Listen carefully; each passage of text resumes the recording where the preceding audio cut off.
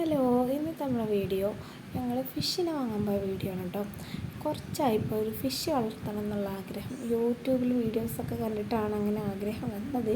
അപ്പോൾ നമ്മൾ വിചാരിച്ച് നമുക്ക് കഴിയുമോ അതിനെ വളർത്താൻ, അതിനെക്കുറിച്ച് ഒന്നും അറിയില്ല. അപ്പോൾ ആദ്യം കുറച്ച് ഫിഷിനെ വാങ്ങിയിട്ട് വളർത്തി നോക്കാം. എന്നിട്ട് പിന്നെ നമുക്കറിയുകയാണെങ്കിൽ കുറച്ചും കൂടിയൊക്കെ വാങ്ങാതിരിച്ച് പോയതാണ്. അപ്പോൾ ഫസ്റ്റിന് പോയപ്പോൾ നല്ല ഭംഗിയിൽ കിടക്കുന്നുണ്ടായിരുന്നു കേട്ടോ ഒരു ഫിഷ്. അതിനെ 4 വാങ്ങി. ടെട്രാ ഫിഷാണ് തോന്നുന്നുണ്ട് അതിൻ്റെ പേര്. ആ സമയത്ത് തന്നെ അവിടെ ഒരുപാട് പക്ഷികളൊക്കെ ഉണ്ടായിരുന്നു കേട്ടോ. അപ്പോൾ പിന്നെ എനിക്ക് അത് മതി എന്ന് തോന്നി. വിലക്ക് ചോദിച്ചപ്പോൾ അതിന് ഒടുക്കത്തെ റേറ്റാണ് കേട്ടോ, 2 600. അപ്പോൾ പിന്നെ അത് വാങ്ങിയില്ല. പിന്നെ എനിക്കിതിങ്ങനെ കൂട്ട് വളർത്താൻ ഭയങ്കര മടി കേട്ടോ. ഇങ്ങനെ വിട്ട് വളർത്തണം, പക്ഷേ വിട്ടത് പോവല്ലോ. കൂട്ടിൽ വളർത്തിയാകുമ്പോൾ കാണുമ്പോൾ ഒരു ബുദ്ധിമുട്ടാണ്, കൂട്ടിലിങ്ങനെ അടച്ചിട്ട് പക്ഷിനെ കാണുമ്പോൾ. പിന്നെ അരാപ്പയുമൊക്കെ ഉണ്ടായിരുന്നു കേട്ടോ അവിടെ, നല്ല ഭംഗിയുണ്ടായിരുന്നു. ഞാൻ ആദ്യം ഒരു 4 ഫിഷ് വാങ്ങി.